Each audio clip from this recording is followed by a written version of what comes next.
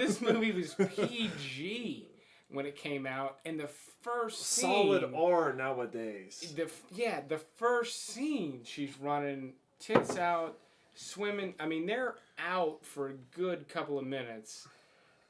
PG. Makes you want to.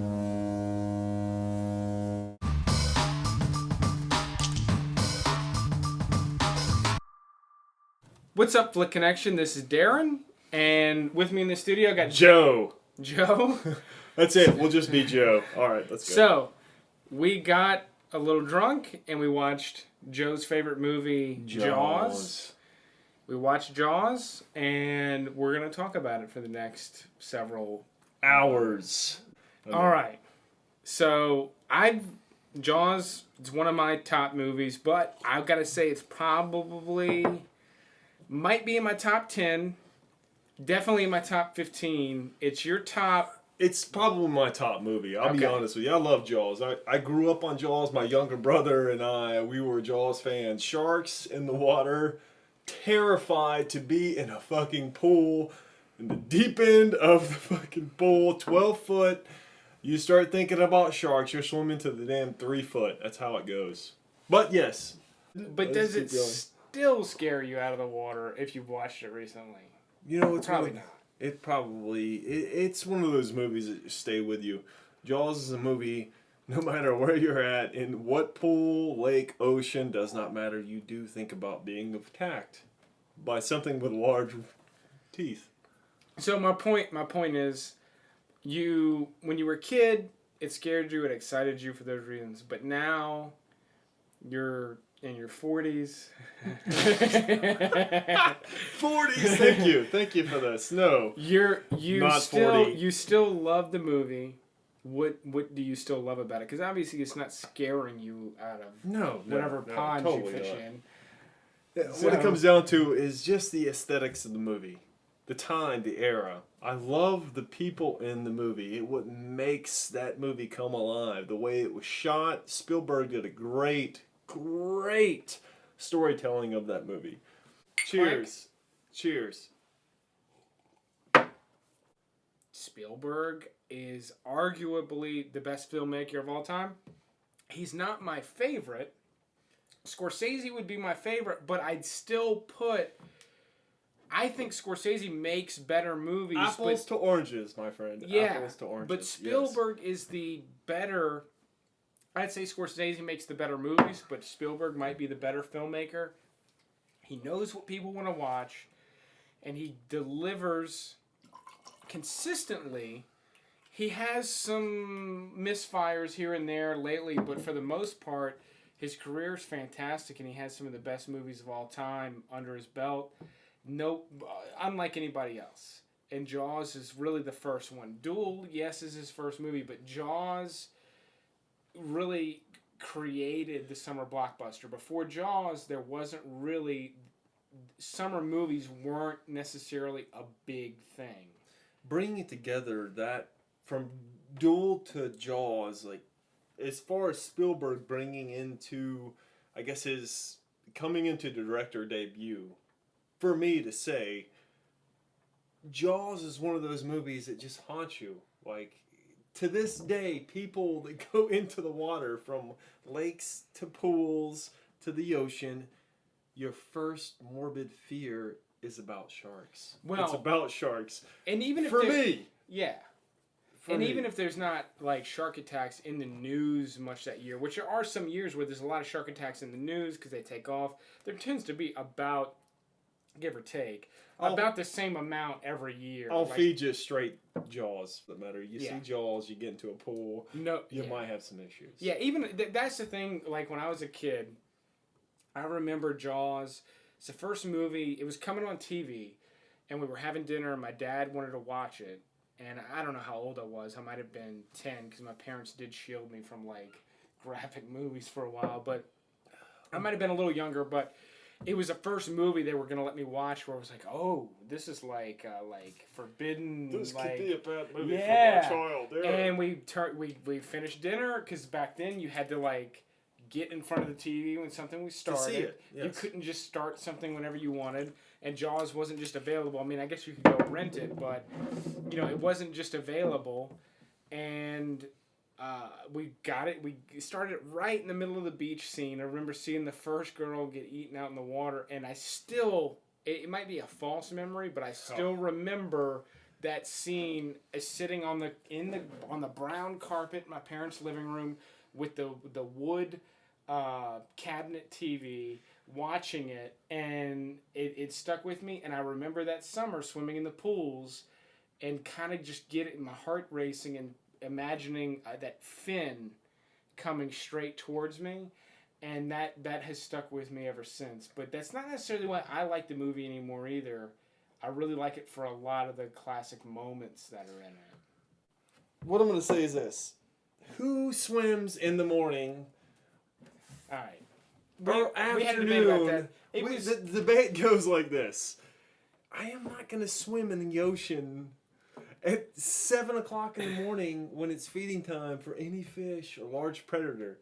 You know, you have one person jumps in.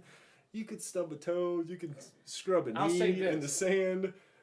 You go swimming. It's feeding time. She's swimming on it. In her defense, in her big titty defense. Big, large titty defense. This movie was large teardrop titty defense. Let's get back to it. This movie was PG when it came out, and the first scene, solid R nowadays. The first scene, she's running tits out, swimming. I mean, they're out for a good couple of minutes. PG. Makes you want to jump up and beg for buttermilk. Am I wrong, or was that dusk? And if that was dusk, she's drunk. Why? Dawn. Okay, so you don't know that it's dawn. Swimming in the deep end of the pool. You can see the sun. Is terrifying. You can see the sun. The sun appears to be setting. Dusk or dawn. You got to keep in mind. Deep end. You know, you've got people that are drinking and smoking marijuana. God knows what they're doing on their other end of the spectrum. Shrooms, LSD, doesn't matter. Yeah, exactly. You get the girl that's like excited to go swimming. She gets out there. You get the guy that's too drunk to go swimming with her. Yeah, because I can't even undress myself. Let me stumble on the sand and be like, I can't get my boot off. But keep in mind, 100 yards off to a buoy in the afternoon or morning. Keep in mind, Joe. Still on ice. Joe, keep in mind, she never had the opportunity to see the movie Jaws, and she lives in a place where shark attacks don't happen. I think she might be a little more inclined to go swimming at dusk. I'm going to speak versus to all my people that live on the shore or at least near an ocean or a large body of water. The morning time or evening time is fish feeding time. It is. But if you don't live in a place with shark attacks, you're not aware of that. And if you haven't seen the movie Jaws, you just want to go swimming, and you're a girl that maybe had a little bit too much to drink. Large movies. And you just want to get wet and swim in the nice cool water. And done. It's an awkward situation. Totally not that unbelievable as you're making it out to be, especially to be your favorite movie. Oh wow! I feel like you should be the one defending it to me. I'm not trying to defend it to you. I'm just saying. I feel like I love the movie. I know you're not defending it to me. You should be the one defending it to me. I should not, but I'm just saying. There's a lot.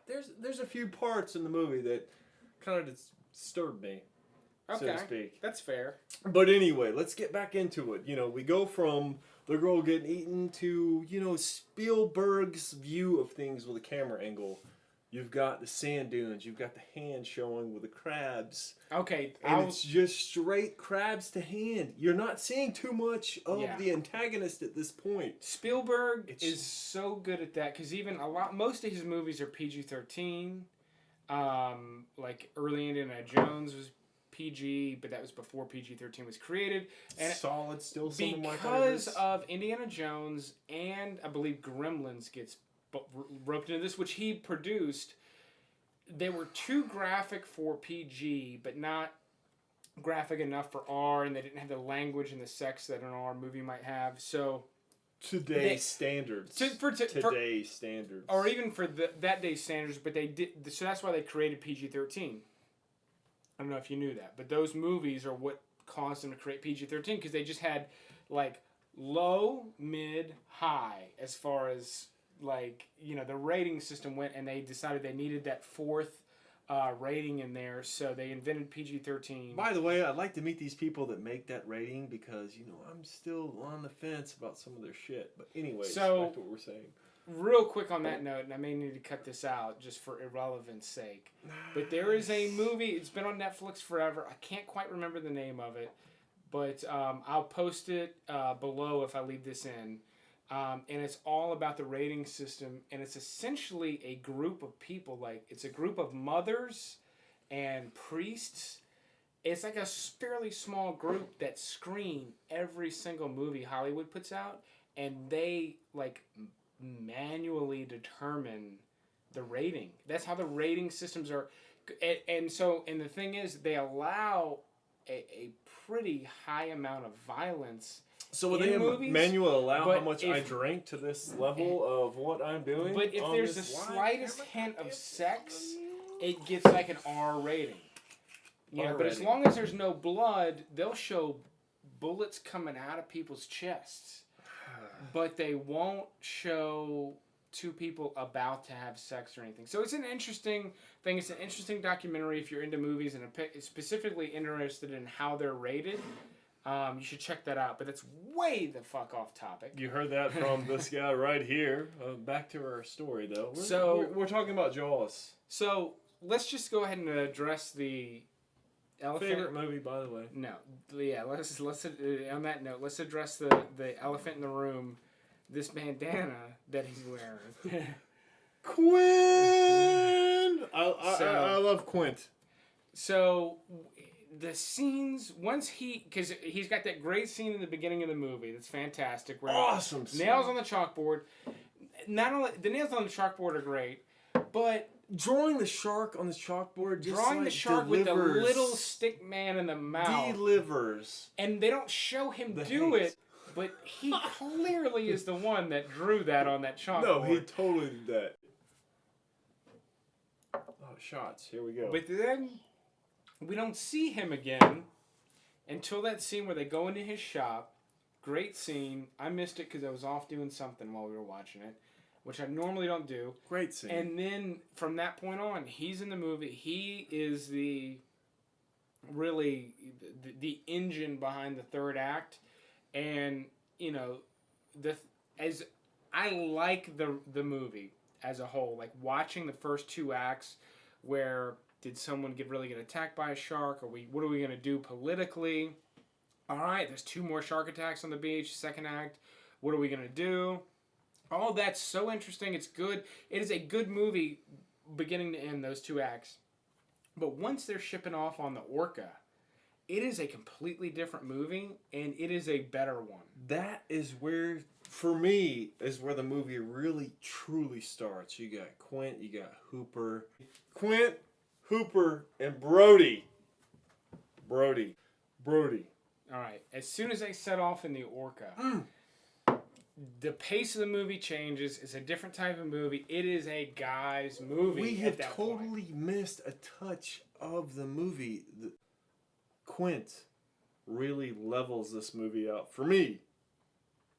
Am I wrong, or is he the only one that initiates farewell and adieu to you, lady?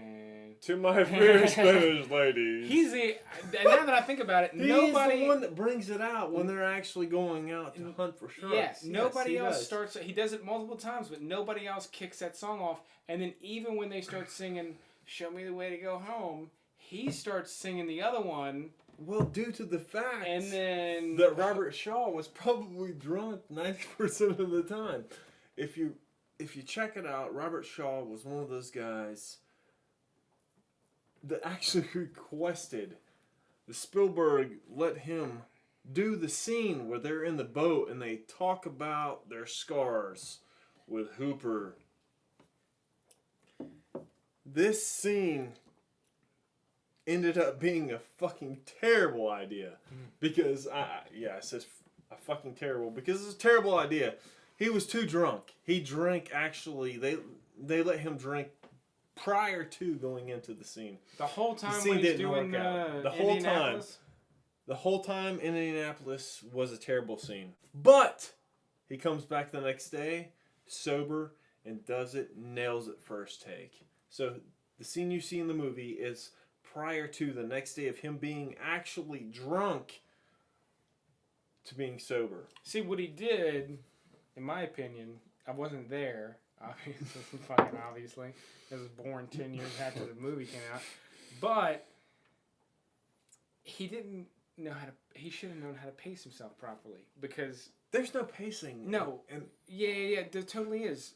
And I have proof, because we're sitting here shooting a fucking video where we've been drinking all night. We're able to manage and possibly get some points across. He could have done it had he known what his boundaries were, but I'm willing to bet if he requested to be drunk for the scene, he was such an alcoholic that he had no control over it. He probably was somewhat aware of where that boundary was, but had no reins on it and was not able to go.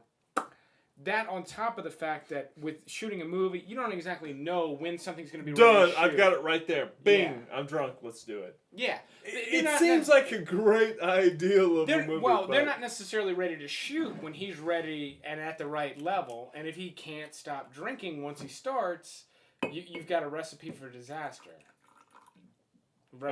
Recipe for disaster. It's not disaster. It's just drinking. So dedicated to fucking Joel. So, for those of you that are still watching this, if you are, it does not matter. Joe spent the entire 2 hours that because we just watched Jaws. It's not like we have both seen it a bunch of times and now we're talking about it. We just watched it in the I other can room. tell you every situation that happens in the movie to the point of what is going on the film aspect of it. So that's my point. Not only could he do it, I can attest that he just did it over the last 2 hours, and he burned through all of his material. The material that we're talking about, we could discuss it now. So he's gonna touch my hand, but it's all right because he's acting like he's like not exceptional about my hand being on his chest. So I love this guy. It doesn't matter. I just touch his nose. I'll touch it again. I touch his teeth. I love this guy. So we had a debate over the number of barrels. Barrels! I am so excited about on the barrels. Orca. You're suggesting that there were 6 and then we're only really seeing 5 as the movie goes on.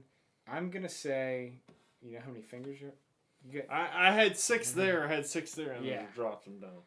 I'm thinking there were 5 the whole time, but there was an error when Quint had sunk 2 into the shark. Let's not be like the damn 2 scientific listen, about no, it. it's I'm simple. just saying. He It's sank 2 barrels into the damn shark. The shark had 3 into it. They're sinking. He's got 2 barrels on his boat. There was 5. no. This is before. No. Listen, you're confusing it. This is before there were 3 in the shark, which there was 3 in the shark towards the end. In the middle, the second time they shoot at it, he puts 2 in it. He takes him down. They show the front of the boat, and in at least one shot, you only see 2 barrels. But there was a point where it looked like there was only 4 barrels. 2 in the water, 2 on the boat, and then all of a sudden there's 2 in the water, 3 on the boat. But that's about as crazy as it got. You kind of made it seem like there was this crazy thing where there was this many. There was and too this many many, barrels and to this the many, and it was compared to the boat to the water. There was 2 more than there should have been. There should have been 3, and there was 2, and there was 3. One time. One time. Yeah. But still, It was one. that one time kills me. It's one flub. Yeah. That killed you, and then the guys that in the middle, to jump back chronologically, the guys on the pier that put the big old pork shoulder. We're gonna go there. Yeah, if we're gonna go there, we need to go there. Because I tell you right now, I do not like that the damn dock was faster than the shark. Because the shark was probably 30 foot past the dock. So it just kills me. If you can't remember the scene, it's the two guys that are they basically put a big hook in a pork shoulder, throw it over the dock with a chain. All of a sudden, the chain starts getting pulled out. And bullshit's being talked right here. Spielberg, I do not like this. Part of the scene. I'm not happy about this. You were correct that it isn't accurate, but I agree that Spielberg made the right choice. To make it for the public to see the dog made this for catching everyone. the actual person on the dock. No, I do not like that. Just knowing like natural physics say, that dock's like 60 feet away, that shark's that far away. But because of the way he would have had to shoot, so for those of you that aren't familiar with it, they throw the meat in the water, there's a chain, the chain gets pulled out 30 or so feet, and then the shark rips the end of the dock off, carries it off, there's a guy on it, he gets off. Asshole.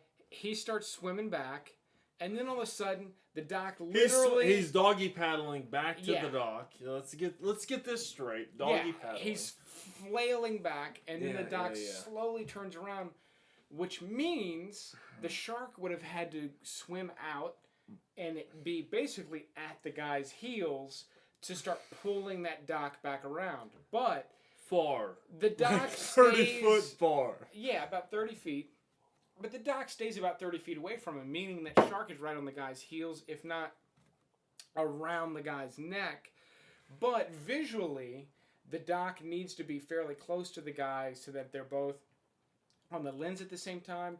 Had you actually calculated it all out and put the dock far enough away from him, it wouldn't have been nearly as menacing on the screen because we don't know the fucking size or foot or whatever it's supposed to be. You don't. Too. But I tell you this. But that doesn't matter. It's definitely more than 20 foot. It is definitely more than 20 But foot. even at that point, if it's a 2-foot shark that's super strong, the way they threw that fucking foot, the way they threw that tire out, it's a tire inflatable, by the way, guys. Tire inflatable. I don't know what you're talking about, a tire, because they threw a pork shoulder out. There was no tire. There was a pork shoulder on the tire inflatable that goes into a tire to a truck as a bobber. So it's a big old fucking inflatable. Let's get this going. The motherfuckers threw it out. And to throw that out, you have to be pretty solid. I'm not gonna lie about it. I'm telling him right now. This disturbs me. You have to throw it out more than like 10 feet. I would not thrown out than 10 feet. The guys, look at the guys that are throwing it out. They're like fucking 60, 50 maybe. Pot bellies, I would also say they're not gonna catch that with that pork shoulder or whatever it was.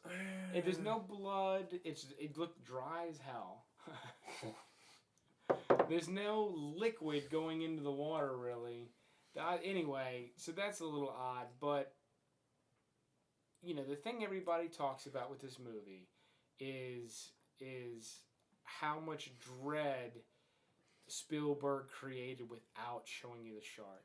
And I told you the part that even just recently solid very solid like observation. Not only is it terrifying to see the kid on the raft get eaten and all the blood that comes up, but right before that you see that really graphic shot.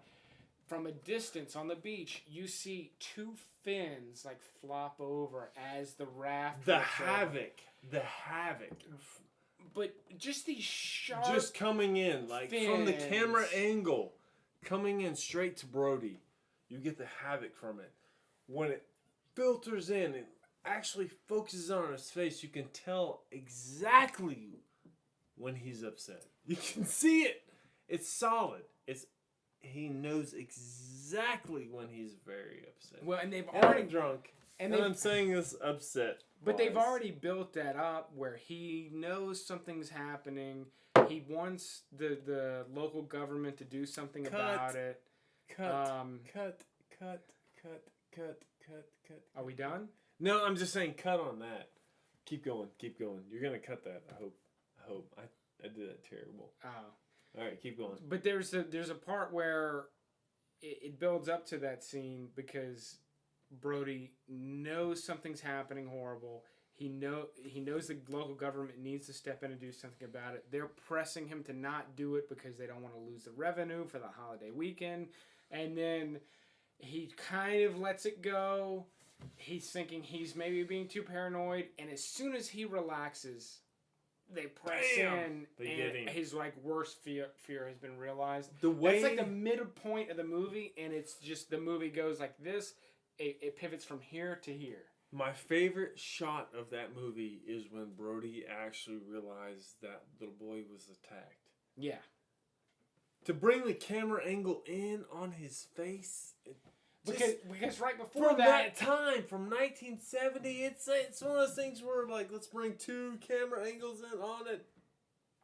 Bam! Well, like I told you with that, where the background sort of spreads out as they come in on his face. And you've got the centered. They have to track in.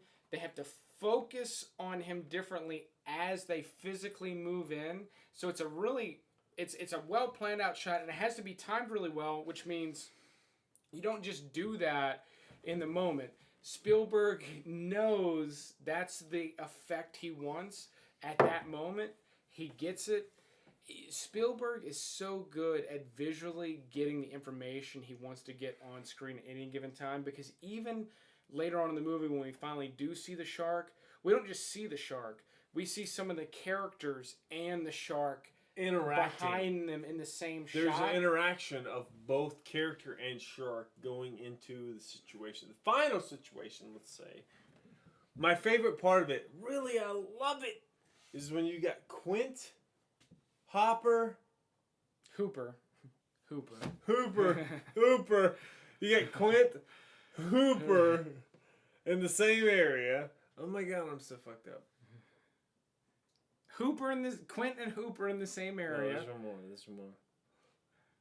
Quint, Hooper, and more. I have no idea where the fuck you're going. Oh my god, I'm going.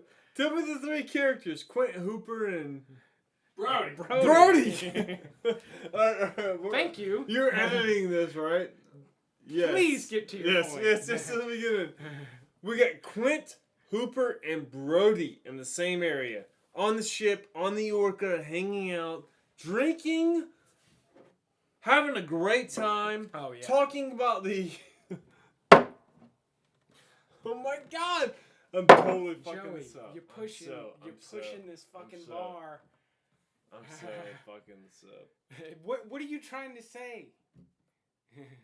We're cutting this out, right? Get to your point! My point's fucked. It's mute. God. I'm drunk right now. I'm so drunk. I'm trying to go into like the Quint, Hooper, and Brody on the ship is where I'm going. Alright, so put your hand down out of your fucking face. Alright, just quit slamming your drink down and quit pushing this bar towards the fucking camera. Just getting in close. Just getting in tight. No, Quint, Hooper, and... Quint, Hooper, and Brody. Alright. Quint, Hooper, and Brody. Stop fucking laughing, dude. When they're on the ship... And they're singing and talking about the Indianapolis. Yes. That is Quint, such Hooper, a good... and Brody. This is the part we're talking about. Quint, Hooper, and Brody. Quint, Hooper, and Brody. I'm saying it again. Quint, Hooper, and Brody. All right, so when Quint, Hooper, and Brody get in on this conversation and they're having a great time, it's so fucking awesome. I tell you now, I'm an 80s child.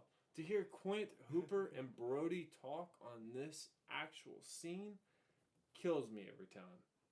Well, it's such a good scene of like male bonding, where it's these 3 guys that don't really know each other, and they suddenly they come together in different ways. Where Quint and Hooper, they bond over their scars and kind of their knowledge of sharks and just sort of their general life experiences.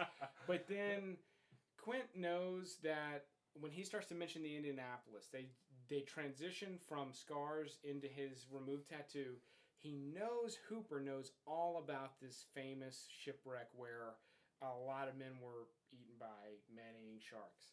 He knows all about it, so he's talking directly to Brody the entire scene.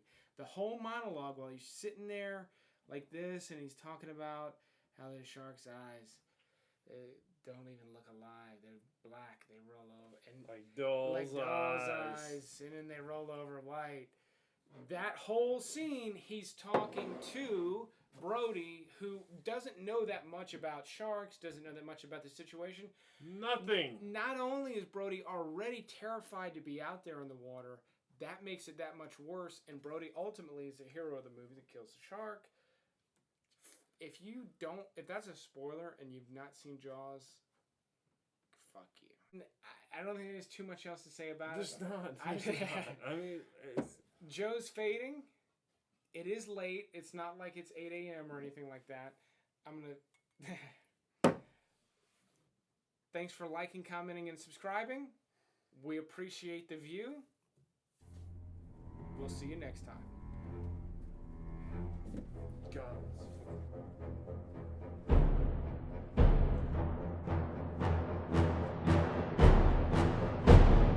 These are It's words. I love this guy. That's 4 total. Then you see another shot, and there's 3 on the front. He puts one in it. That barrel comes flying over, almost hits Brody. That's the point where he has 3 Puts in. it to the screen. But there is a period where you see 2 floating on the water and 2 on the boat, and Well, that only accounts for hit 4. us up. But at no point was there ever... I'm going to start that over. I'm I not know, going to leave 'cause that the Will- fucking shot in there. I think Willow's in there because we drink Willow's all the time. I love it. For not being in this, as far as being a so high. God damn it, I'm drunk. You got to edit this out. I'm going to cut it all up. Are you gonna cut it up? I'm probably not going to cut me saying I'm going to cut it all up. But you'll be cutting it up. Oh my God, I'm fucking up right now. This is your favorite movie, and you know it's Quint, I know. Hooper. Oh my God. Oh my God. No, back to what I'm saying. We're cutting this. You're cutting this. Yeah. You're cutting this. All right. It's Brody, man. Jaws is one of those movies that give me the camera angles and the depiction of actual integrity of an act. Oh my God, it's fucking horrible. There's a lot of there's something I tend to do with movies. You're gonna have to put that back on. I gotta put that in. It's over. Is it just Look soft? at that. No. All right, we're almost Look done. at We're gonna that. wrap up. So there's Is something. it good? Is it good? You look like Tupac. Oh my God. Dust, is it Joey, good? just sit fucking still. I'm gonna sit still.